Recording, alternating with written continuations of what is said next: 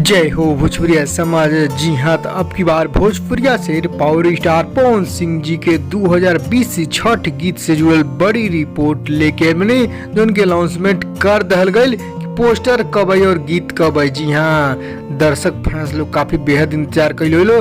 जी हाँ, पिछला दिन हम आपसे बतैले रहनी कि जो बहुत जल्द रिपोर्ट तैयार करें कि फर्स्ट लुक कब आई और गाना कब ले आ सकता, तो वो रिपोर्ट मिल चुकल बा म्यूजिक टीम के। तो उनकी सारा कुछ बताएं डिटेल के साथ, तो आप सब पूरा वीडियो अंत तक देखी, सारा कुछ जान सकें। जी हाँ, तो उससे पहले कौन रिक्वेस्ट करें आपसे के यदि आप भोजपुरिया आर्यन चैनल पर नया बानी तो जुड़ जाए, सब्सक्राइब कर ली और एक घंटी के आप जरूर दबा दी। जी हाँ, तो चलिए आप दर्शक फैसले को बताए नया तरो ताजा रिपोर्ट बड़ी खबर जो उनकी सभी स्टार के 2-3 गाना छठ गीत रिलीज हो गई और धमाल मचले पूरा भोजपुरी में जग मुख उठल बा, खूब धूम मचल बा छठ सेशन के ई पर्व त्योहार गीत। जी हाँ, तो कल पवन सिंह के भी फैंस लोग इंतजार कर दलो।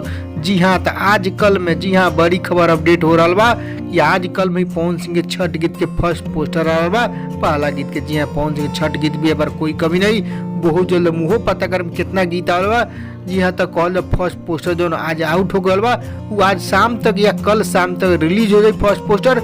ओकर बाद पोस्टर रिलीज भइल तो ऊपर टाइम मेंशन कल रहेगी कब कितना बजे रिलीज होता है। जी हाँ, तो आप सब जान जाइए, बस सबसे तैयार रहिए, आप सब धैर्य रखिए। आज कल में पोस्टर जारी हुई तो आपसे कुछ भोजपुरी में पूरा रिपोर्ट डिटेल साथ बताई, और जब आज कल में पोस्टर जारी 1 से 2 दिन में वो गीत भी रिलीज हो जाए। जी हाँ, तो बहुत बड़ा परफॉर्मेंस आ रहा बा सिंगर पवन सिंह के, सबसे बड़ा धमाका। जी हाँ, तो आप लोग बस तैयार है, खबर के लाइक करें, फेसबुक शेयर कर दें, चारों तरफ तक सारा फैंस लोग जान लो।